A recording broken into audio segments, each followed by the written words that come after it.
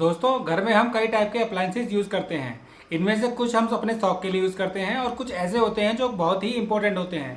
ऐसे ही important appliances में आता है रेफ्रिजरेटर या फ्रिज।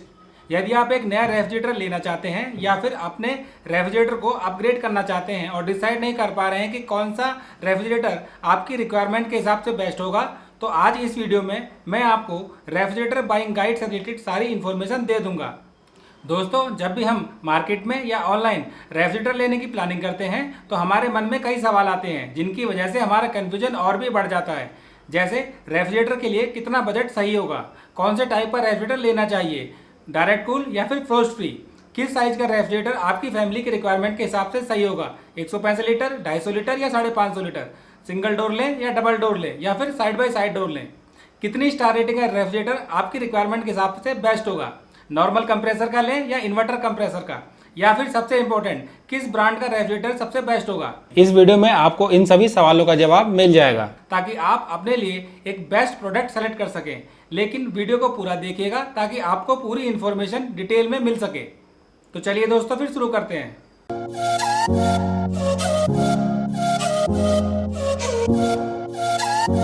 नमस्कार दोस्तों, मेरा नाम है प्रमोद कुमार। आप देख रहे हैं smart product cafe YouTube channel. दोस्तों, इस चैनल पर मैं होम अप्लायंसेस और किचन अप्लायंसेस से रिलेटेड रिव्यू और अपडेट्स लेकर आता रहता हूं, तो इस चैनल को सब्सक्राइब जरूर कर लें और बेल आइकन दबा दें। और यदि आपको ये वीडियो इन्फॉर्मेटिव लगे तो इस वीडियो को एक लाइक कर दें और कमेंट भी कर दें। दोस्तों, अब बात करते हैं अपने main topic, how to select best refrigerator. दोस्तों, जैसा कि मैंने पहले ही बताया, रेफ्रिजरेटर बहुत ही इंपॉर्टेंट अप्लायंसेस होता है आपके घर के लिए। इसीलिए जब इसकी खरीदने की बात आती है तो आपको कुछ बातों का ध्यान रखना चाहिए ताकि आपने जो इतनी मेहनत से पैसा कमाया है वो सही जगह पर इन्वेस्ट हो सके। इसमें सबसे पहला पॉइंट आता है प्राइस एंड बजट। सबसे पहले आप अपना बजट डिसाइड कीजिए ताकि उसकी मदद से आप ये डिसाइड कर सकें कि आपको कौन से टाइप का और किस साइज का रेफ्रिजरेटर लेना चाहिए। वैसे भी इंडिया में कोई भी प्रोडक्ट लेने से पहले हम उसका बजट डिसाइड कर लेते हैं। अगर बजट डिसाइड करने के लिए आपको रेफ्रिजरेटर की प्राइस रेंज पता होनी चाहिए। अगर प्राइस रेंज की बात करूं तो यदि आप सिंगल डोर रेफ्रिजरेटर लेना चाहते हैं तो इसका प्राइस शुरू होता है 7,000 से और जाता है 20,000 तक। वहीं डबल डोर रेफ्रिजरेटर लेना चाहते हैं तो इसका प्राइस शुरू होता है 18,000 से और जाता है 50,000 तक। अगर ट्रिपल डोर और मल्टी डोर लेना चाहते हैं तो इसका प्राइस शुरू होता है 22,000 से और जाता है 45,000 तक। वहीं यदि आप side by side door refrigerator लेना चाहते हैं तो इसका प्राइस शुरू होता है 45,000 से और जाता है 1.5 लाख तक। तो इस प्राइस रेंज की मदद से आप अपना बजट डिसाइड कर सकते हैं। अब बजट डिसाइड करने के बाद अब ये डिसाइड कीजिए कि आपको कौन से टाइप का रेफ्रिजरेटर लेना चाहिए। और यही है हमारा point number 2, types of refrigerator और फ्रिज। दोस्तों, यदि मैं टाइप्स ऑफ रेफ्रिजरेटर की बात करूं तो टेक्नोलॉजी के हिसाब से रेफ्रिजरेटर 2 टाइप्स के होते हैं, डायरेक्ट कूल रेफ्रिजरेटर और फ्रोस्ट फ्री रेफ्रिजरेटर। अब बात करते हैं डायरेक्ट कूल रेफ्रिजरेटर की। दोस्तों, इस रेफ्रिजरेटर में नेचुरल कन्वेक्शन का यूज़ किया जाता है ऑब्जेक्ट को ठंडा करने के लिए। ये आपके फूड को काफ़ी जल्दी ठंडा कर देते हैं। इनका प्राइस कम होता है और ये पावर भी कम कंज्यूम करते हैं। ज़्यादातर सिंगल डोर रेफ्रिजरेटर में इसी टेक्नोलॉजी का यूज़ किया जाता है। इसमें आपको मैनुअली डिफ्रॉस्टिंग करने की ज़रूरत पड़ती है क्योंकि इसके अंदर बर्फ़ जम जाती है। यदि आप कम बजट में एक अच्छा रेफ्रिजरेटर लेना चाहते हैं तो आप इस टेक्नोलॉजी का रेफ्रिजरेटर ले सकते हैं। अब बात करते हैं फ्रोस्ट फ्री रेफ्रिजरेटर की। इस रेफ्रिजरेटर में एक कूलिंग फैन का यूज़ किया जाता है जो कोल्ड एयर को पूरे फ्रिज में सर्कुलेट करता है और ऑब्जेक्ट को ठंडा करता है। इस कोल्ड एयर की मदद से इसमें आइस फॉर्मेशन नहीं होती, जिसकी वजह से टेम्परेचर मेंटेन करना आसान होता है और इसकी ऑपरेटिंग एफिशिएंसी भी अच्छी होती है। इसमें आपको ऑटो डिफ्रॉस्ट का ऑप्शन मिल जाता है, यानी आपको पीरियडिकली मैनुअली डिफ्रॉस्ट करने की ज़रूरत नहीं पड़ती। इसका प्राइस थोड़ा ज़्यादा होता है लेकिन इसमें वेजिटेबल्स लंबे समय तक फ्रेश रहते हैं। तो यदि आपको बजट का कोई इशू नहीं है तो आपको फ्रोस्ट फ्री फ्रिज ही लेना चाहिए। दोस्तों, यदि आप washing machine, AC, microwave oven, vacuum cleaner के ऊपर वीडियो देखना चाहते हैं तो आप मेरे चैनल को विजिट कर इन वीडियो को देख सकते हैं। दोस्तों, अब बात करते हैं कि आपको अपनी फैमिली और रिक्वायरमेंट के हिसाब से किस साइज या कैपेसिटी का फ्रिज लेना चाहिए। और यही है हमारा point number 3, size and capacity of fridge. दोस्तों, इंडिया में रेफ्रिजरेटर लीटर्स में आते हैं और इस पॉइंट पर मेरा मानना यह है कि आपको किस साइज या कैपेसिटी का रेफ्रिजरेटर लेना चाहिए ये टोटली डिपेंड करता है कि आप रेफ्रिजरेटर को कैसे यूज़ करते हैं। आपको इसमें कुछ बातों का ध्यान रखना चाहिए। नंबर 1, आपकी फैमिली में कितने मेंबर हैं। नंबर 2, आपका टोटल बजट कितना है। नंबर 3, आपके पास कितना अवेलेबल स्पेस है जिसमें वो फिट हो सके। और सबसे इम्पोर्टेंट नंबर 4, आप उसमें कितनी क्वांटिटी में और कितने समय तक फूड और वेजिटेबल को स्टोर करना चाहते हैं। यदि आप इन 4 सवालों का जवाब अपने आप से पूछकर सोचेंगे तो आप अपने लिए एक सही साइज का रेफ्रिजरेटर सेलेक्ट कर सकते हैं। वहीं फैमिली की बात करूं तो यदि आपकी फैमिली में 2 से 3 मेंबर हैं तो आपको 165 लीटर से 250 लीटर तक का फ्रिज लेना चाहिए। यदि 4 से 5 मेंबर हैं तो आपको 250 से 500 लीटर तक का फ्रिज लेना चाहिए।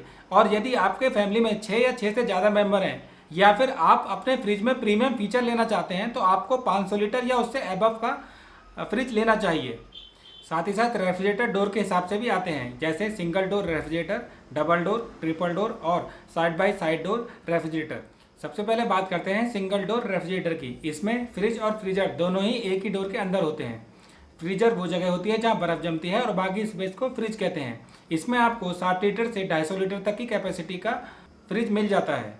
डबल डोर रेफ्रिजरेटर में फ्रिज और फ्रीजर में अलग अलग डोर मिलते हैं। इसमें आपको 250 से 500 लीटर तक की कैपेसिटी मिल जाती है। ट्रिपल डोर और या मल्टी डोर रेफ्रिजरेटर में आपको अलग अलग डोर मिल जाते हैं। इसमें आपको फ्रिज और फ्रीजर के साथ साथ वेजिटेबल ड्रॉर भी मिलता है, यानी इसमें आपको 3 या 3 से ज़्यादा डोर मिलते हैं। इसके अंदर आपको 250 से 450 लीटर तक की कैपेसिटी मिल जाती है। अब बात करते हैं side by side door refrigerator की। ये सबसे एडवांस रेफ्रिजरेटर होते हैं। इसमें आपको डिफरेंट कंपार्टमेंट मिल जाते हैं फूड और बेवरेज को स्टोर करने के लिए। इसमें आपको मेगा कैपेसिटी 500 लीटर से 1200 लीटर तक की मिल जाती है। साथ ही साथ इसमें आपको प्रीमियम फीचर जैसे water ice dispenser, door in door design, wifi enabled और कर्ड मेकर जैसे मेन फीचर मिल जाते हैं। दोस्तों, इन सभी टाइप्स के रेफ्रिजरेटर के अपने अपने प्रोज एंड कॉन्स हैं। यदि आपको कोई कन्फ्यूजन हो तो आप मेरे से कमेंट में लिखकर पूछ सकते हैं, मैं आपके सभी सवालों का जवाब दे दूंगा। दोस्तों, अब आपने डिसाइड कर लिया कि आपको किस बजट का रेफ्रिजरेटर लेना चाहिए, कौन से साइज का रेफ्रिजरेटर लेना चाहिए और कौन से टाइप का रेफ्रिजरेटर लेना चाहिए। अब बात आती है कि पावर कंजप्शन या फिर कितने स्टार रेटिंग का रेफ्रिजरेटर लेना चाहिए, और यही हमारा point number 4, star rating of refrigerator. दोस्तों, बहुत कम ऐसे अप्लायंसेस होते हैं जो 24 घंटे पावर कंज्यूम करें। उनमें से एक होता है रेफ्रिजरेटर, यानी आपको ऐसा रेफ्रिजरेटर लेना चाहिए जो कम से कम पावर कंज्यूम करे। ये पता करने के लिए आपको उसका एनर्जी स्टार रेटिंग देखना चाहिए जो उसी पर लगा होता है। ज़्यादा जानकारी के लिए आप इमेज को देख सकते हैं। जितने ज़्यादा स्टार होते हैं उतना ही वो फ्रिज कम पावर कंज्यूम करेगा, यानी 5 स्टार फ्रिज कम पावर कंज्यूम करेगा 3 स्टार फ्रिज से। एग्जाम्पल के लिए यदि आप 250 लीटर का 5 स्टार फ्रिज लेते हैं तो आप साल में तकरीबन 2000 रुपये की बचत कर सकते हैं।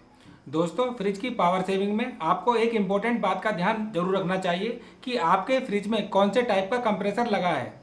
कंप्रेसर सबसे इम्पोर्टेंट पार्ट होता है एक फ्रिज का, यही आपकी सबसे ज़्यादा पावर कंज्यूम करता है।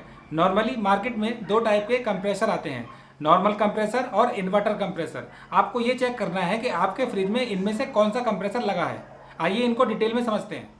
अगर नॉर्मल कंप्रेसर की बात करूं तो जब आप फ्रिज को ऑन करते हैं तो नॉर्मल कंप्रेसर फुल स्पीड पर रन होता है फ्रिज को ठंडा करने के लिए, और जब सेट टेम्परेचर पहुंच जाता है तो ये कंप्रेसर ऑफ हो जाता है। उसके बाद जब टेम्परेचर इंक्रीज होता है तो ये दोबारा से ऑन होता है और फ्रिज को ठंडा करता है। फ्रिज के टेम्परेचर को मेंटेन करने के लिए ये बार बार ऑन और ऑफ होता है। कई बार आपने इसकी टक करके आवाज़ सुनी होगी। बार बार ऑन और ऑफ होने की वजह से और एक ही फुल स्पीड पर चलने की वजह से ये ज़्यादा पावर कंज्यूम करता है।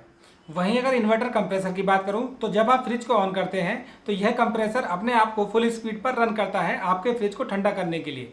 जब सेट टेम्परेचर पहुंच जाता है तो ये अपने आप को ऑफ नहीं करता, बल्कि मिनिमम स्पीड पर रन करता है ताकि टेम्परेचर मेंटेन रह सके।